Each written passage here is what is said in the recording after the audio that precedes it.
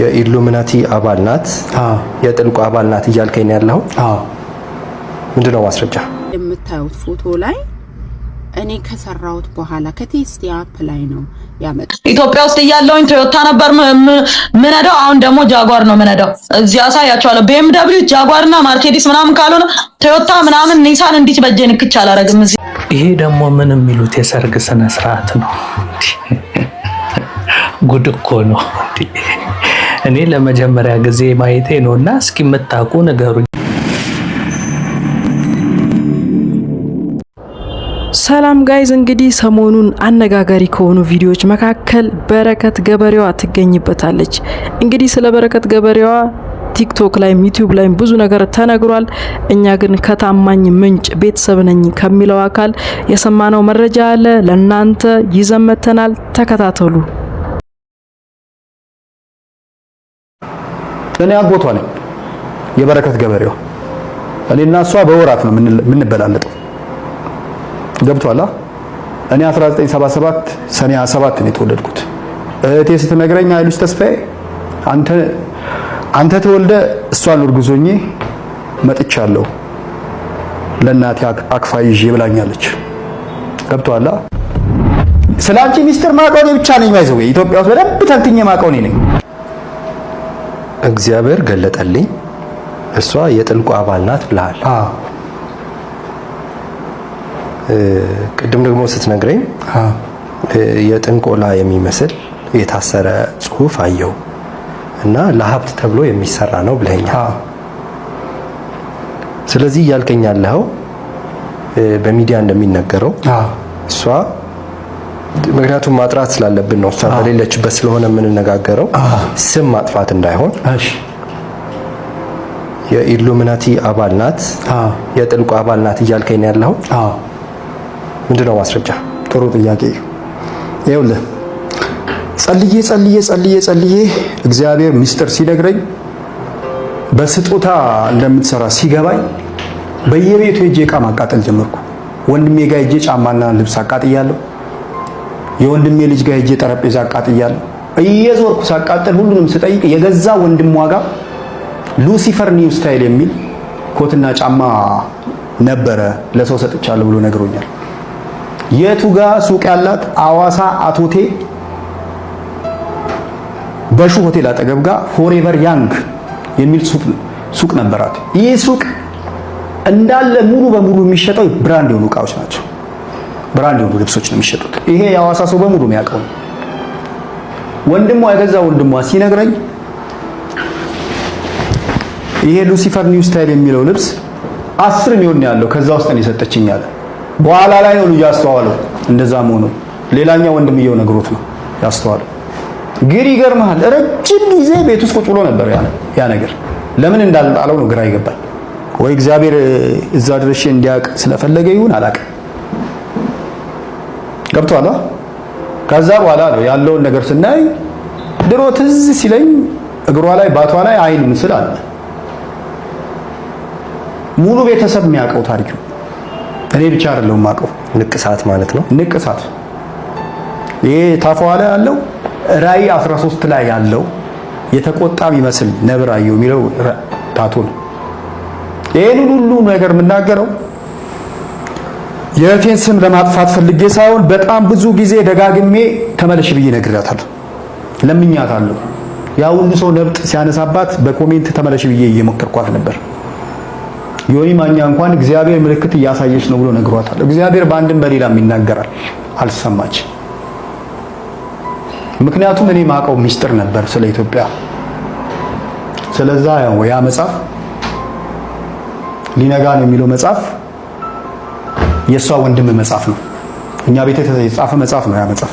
መልካም ወደሱ እንገባለን። ከዛ በፊት ግን ቅድም አንድ ያሳየኸኝ ጽሁፍ ነበረ ወደ ቀረጻ ከመግባታችን በፊት ማለት ነው። ያ ጽሁፍ እናቷ ወይዘሮ አያህሉሽ ተስፋዬ ለበረከት ገበሬዋ የላኩት ደብዳቤ እንደሆነ ነግረኸኝ ነበረ። እስቲ ስለሱ ደብዳቤ ንገረኝ። ለ2015 መግቢያ የተጻፈ ደብዳቤ ነው። ምክንያቱም ኃይሉሽ ተስፋዬ ቴሌግራም፣ ዋትስአፕ፣ ኢሞ እንደዚህ አይነት ምን ነገር መጠቀም አትችልም። 62 አታውቅም፣ አሁንም አታውቅም። እኔ ነግሬሻለሁ ነገር እኔ ላይ እንዳይመጣ ላክልኝ ችግር የለውም የኔ ጽሑፍ አይደለም ስትል ስምሽን ጽፈሽ ፈርሚበት አልኳት።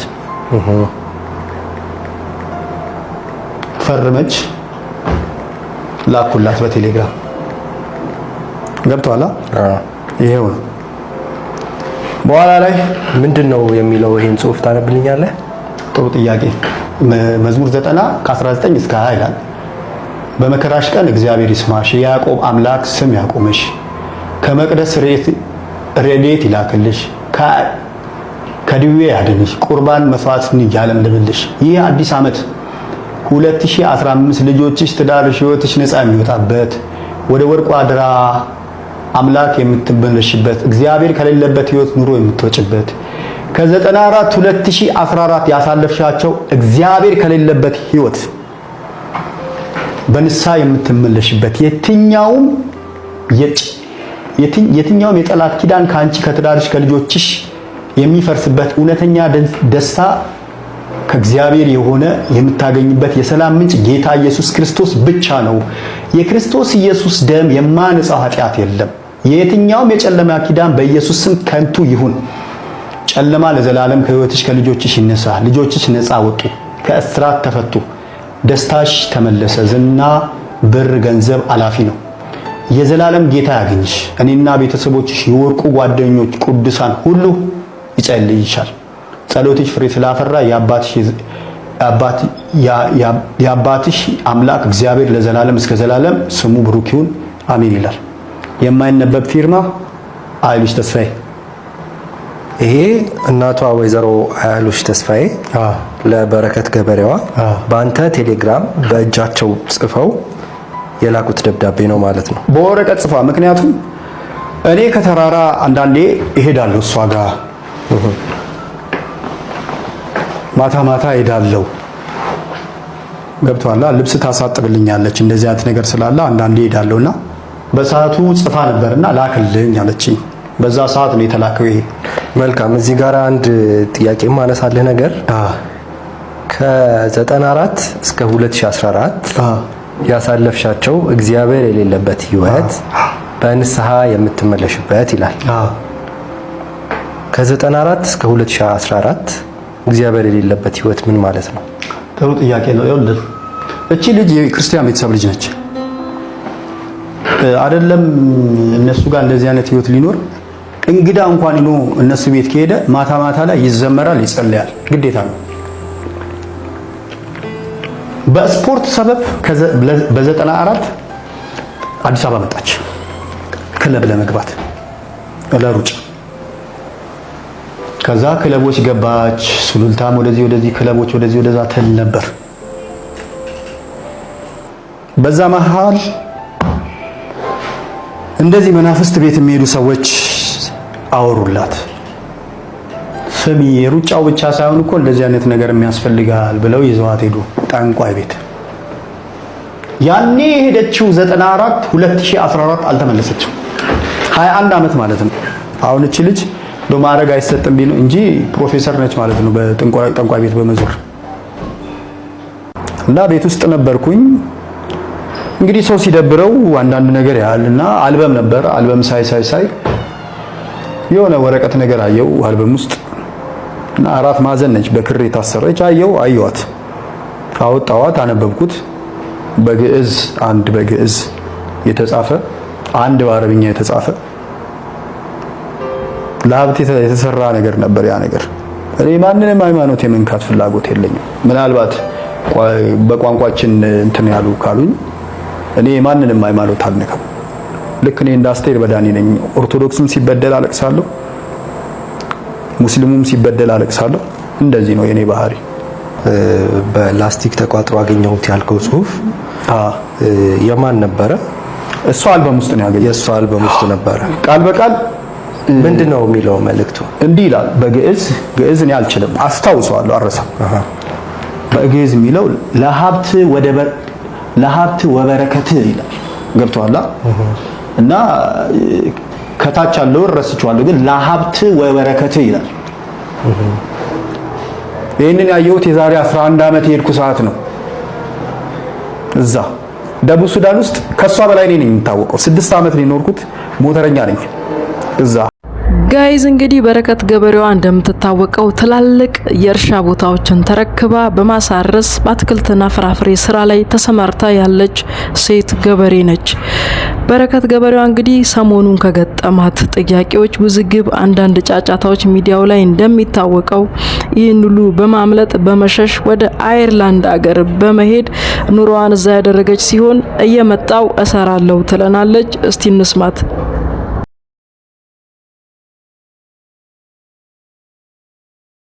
የመጨረሻ ወርዴ የመጨረሻ ቃሌ ብነግራችሁ ማለት ነው ማንኛውም ምድራዊ ኃይል ቢመጣ የሶሻል ሚዲያ ጋጋታ ቢንጋጋ እኔ ወርቁ አደራ ልጅ ማለት ነው እግዚአብሔር ምስክሬ ነው ብዙ ከሞት የከፉ ቀኖችን ስላለፍኩኝ አላቆምም ስራ። በነገራችን ላይ አየርላንድ የራሷ አቋም ያላት ሀገር ነች። ካልመሰላት ከማንም ሀገር ጋር አትቆምም፣ ብቻዋን ትቆማለች። ለምሳሌ እና አልቃይዳ አልሸባብ ምናምን የሚባሉት አማጺያን ነው ቴሮሪስት የሚባሉት ራሱ አየርላንድ ላይ እንትን ቴሮሪስት አይደሉም። ለምን እንደሆነ አላውቅም። የትኛውንም ሊቢያ እንደዛ ችግር ሲደርስበት የሊቢያ ህዝብ በብቸኝነት የተቀበለችው አየርላንድ ነች። ሶሪያ ሲፈራርስ የሶሪያ ሙስሊሞችን የተቀበለች አየርላንድ ነች። መስጊድ ሰርታን የተቀበለቻቸውና ስቲል የሚገርምክ በስነ ስርዓት ሙስሊሞችን ተቀብላ በስነ ስርዓት መስጊድ ሰርታ መጠለያ ሰርታ የተቀበለች ሀገር አየርላንድ ነችና እነሱን እንኳን ቴሮሪስት እያለ አሜሪካ ምን ሲያሳድላቸው ብዙ እነሱን እንኳን ያንንም ማታረግ ሀገር ናት። እንኳን እኔ አይሽ ፋሚሊ ሆኜ ማለት ነውና የመጣው ትልቅ ሀገር ነው። ተጽዕኖ የምትፈጥር ሀገር ነች። በጸጥታው ምክር ቤት በየትም በኩል በየትኛውም ቦታ በጣም ትልቅ ተጽዕኖ ያላት ሀገር ነች አየርላንድና በእርሻም ደግሞ ትልቅ ደረጃ የደረሰች በአፍሪካ ውስጥ በጣም ተጽዕኖ ፈጣሪ እርሻ ያለበት ሀገር ነው። በተለይ እንስሳት ላይ በደንብ ነው የሚሰሩትና እዚህም ተዟዙሬ ብዙ ነገሮችን ለማየት ሞክራለሁ። ያሉኝን አስቀጥላለሁ። ስራ አላቆምም። ኢትዮጵያ ውስጥ ያለውም ይቀጥላል፣ አይቆምም ስራ። ውጤቱ ምንም ይሁን ምን አብረን ነው የምናየው ምን እንደሚፈጠር ማለት ነው። የተሻለ ነገር ይሆናል ብዬ አስባለሁ። እግዚአብሔር ይመስገን እስካሁን ድረስ ምንም አልሆንኩም። ግን ማለት ነው የመጨረሻ ወርዴ የመጨረሻ ቃሌ ብነግራችሁ ማለት ነው ማንኛውም ምድራዊ ኃይል ቢመጣ የሶሻል ሚዲያ ጋጋታ ቢንጋጋ እኔ ወርቁ አደራ ልጅ ማለት ነው እግዚአብሔር ምስክሬ ነው ብዙ ከሞት የከፉ ቀኖችን ስላለፍኩኝ አላቆምም ስራ።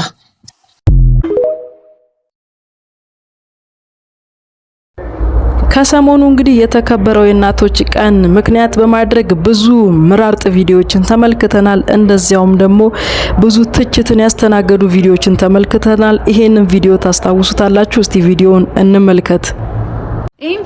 እንግዲህ ብዙ ትችትን ካስተናገዱ ቪዲዮዎች መካከል ይህ ቪዲዮ እንደሚታወቀው አይታችሁታል። ደግሞ ማስተካከያ ተደርጎ ፖስት ተደርጓል።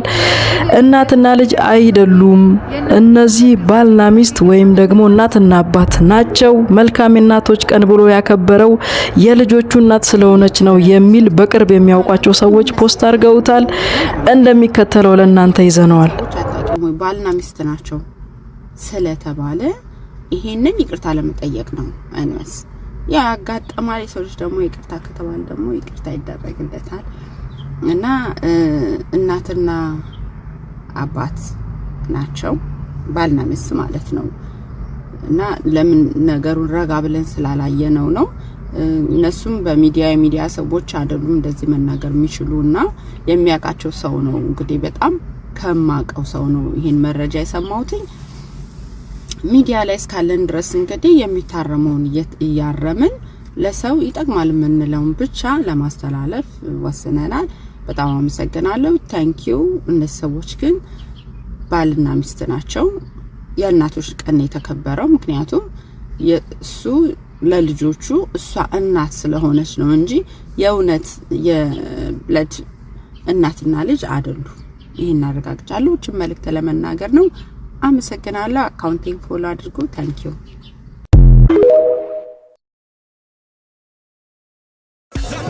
ከሰሞኑ እንግዲህ የሰርግ ወቅት በመሆኑ ብዙ የሽምግልና ብዙ የሰርግ ቪዲዮዎችን ተመልክተናል። ከነዛ መካከል እንግዲህ ጎጃም ዘነጠ ብዙዎችን ያስገረመ ሲሆን ከዛም ባሻገር ደግሞ አንድ ወጣ ያለ ቪዲዮ አይተናል። ይህ ቪዲዮ እንግዲህ ብዙዎች እየተቹት ይገኛሉ። እስቲ ቪዲዮውን ተመልከቱት።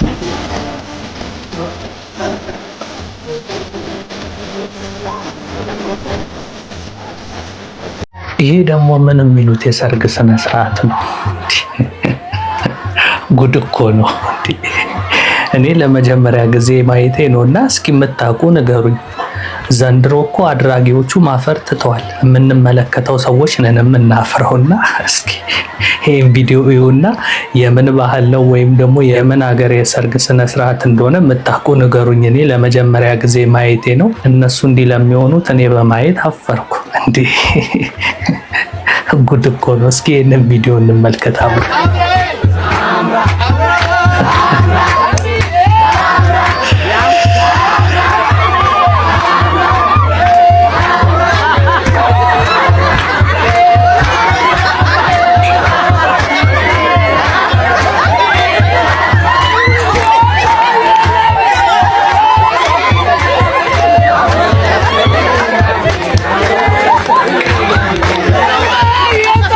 ይሄ አመትማ ትክክል አይደለም። ወይኔ ብቻዬን ቀርቻለሁ። እኔም ማላቃት ኢትዮጵያ አለች እንዴ? እኔ እኮ አንዳንድ ጊዜ ግርም ይለኛል። አንዳንድ የማያቸው ነገሮች ሁሉ ግራ ያጋቡኛል።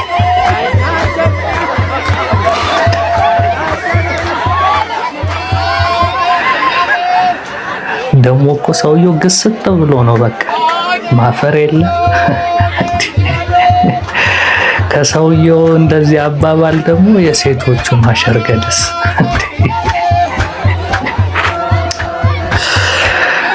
ረክፉ ሊያስወሩኝ ነው እንዴ? ምን ጉድ ነው?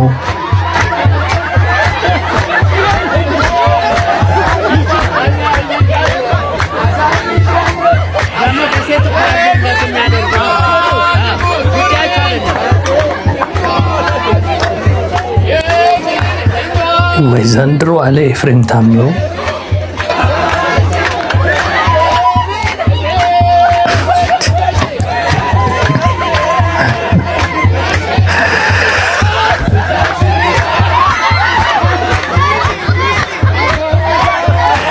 ጥርሴስ ልማዱ ነው መሳቅ፣ አይኔን አታስቂው አለ ሸዋፈራው ደሳለኝ። ኧረ ወገን፣ ኧረ ወገን ምን እየተካሄደ ነው ያለው ግን?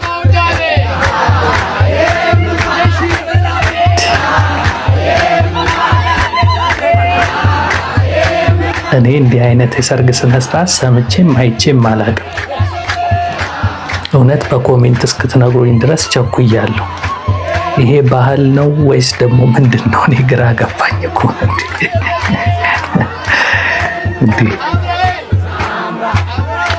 ይሄ ብራምባ ሰበረለው የሚባለው ነገር ነው ወይስ ምንድን ነው? እሱ ደግሞ የሆነ በሻሽ ምናምን እንደማስነክተው ይዘው የሚመጡት ነገር ነው። እንደገና በዚህ ዘመን ደግሞ ያ ነገር የለም። እንኳን የሴት ድንግል መሬት ራሱ የለም ሲባል ነው የምሰማው። ራሱ የምድር ድንግል የለም ነው ያሉ። እንኳን የሴትና ለምንድን ነው እየሆነ ያለው ነው? እስኪ ንገሩ።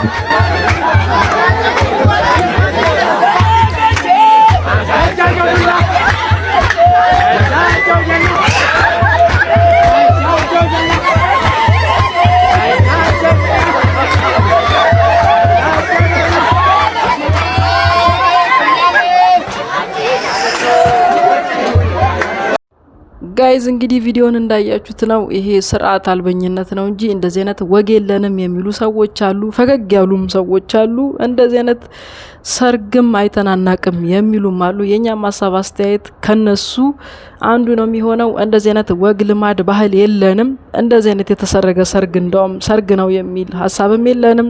ፕሊስ እንደዚህ አይነት ነገሮችን እንቅረፍ። ለቀጣይ ትውልድ እንደዚህ አይነት ነገር አናወርስም ወይም አናስተላልፍም። ብንችል በየሃይማኖታችን ሰርጋችን ቢሆን መልካም ነው። አሊያም ደግሞ አግባብ ባለውና ማንንም በማይነካ በማይነቀፍ ሰርግን ብታከብሩ ጥሩ ነው እንላለን። በሚቀጥለው ምራርጥ ቪዲዮዎችን ለእናንተ ይዘንላችሁ እንቀርባለን። ቲጂ ሀረር ነበርኩ። ቤቱን አሁንም ሰብስክራይብ በማድረግ የቤተሰብ አባሉ ሁኑ። ይመቻችሁ።